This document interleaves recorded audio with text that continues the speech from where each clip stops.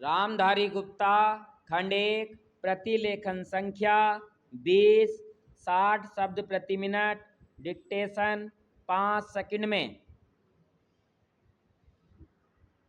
Start. महोदय, मैं अपने बारे में कहता हूँ। जब मैं छोटा था और कॉलेज में पढ़ रहा था, तब रूस और जापान के बीच युद्ध छिड़ा।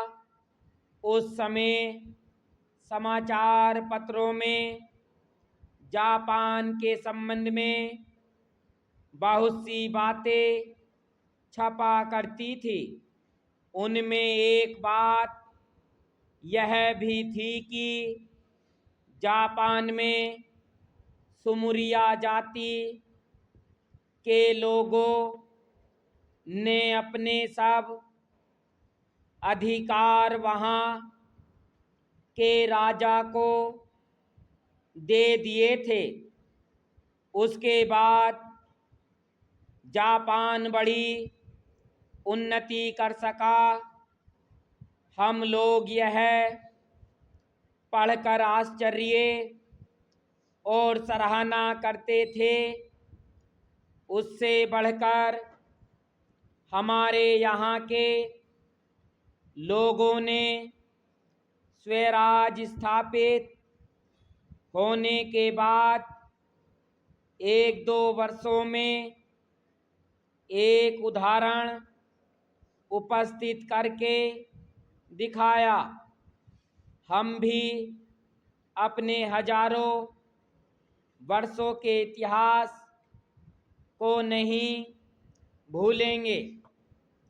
जो रियासतें अलग अलग स्थापित हो गई थी और एक प्रकार से भारत कई टुकड़ों में बटा हुआ था, वे सब टुकड़े एक हो गए।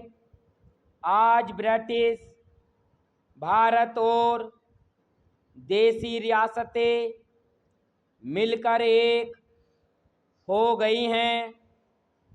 उसके बाद हमारे सामने यह प्रश्न आया कि भारत के लोग केवल स्वराज से ही सुखी नहीं हो सकते, उनको किसी न किसी प्रकार सुखी बनाना है।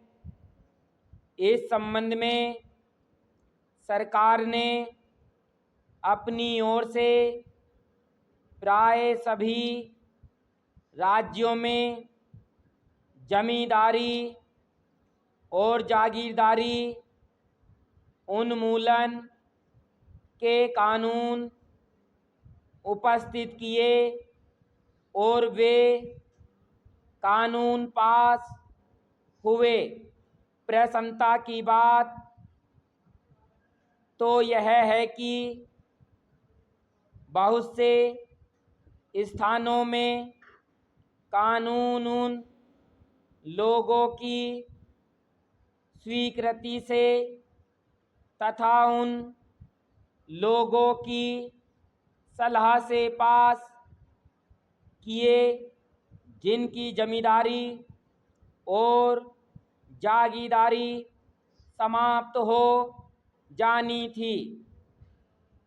यह भी देश प्रेम का उदाहरण है। उन लोगों ने अपनी संपत्ति का त्याग इसलिए किया कि उससे सारे देश को लाभ पहुँचे।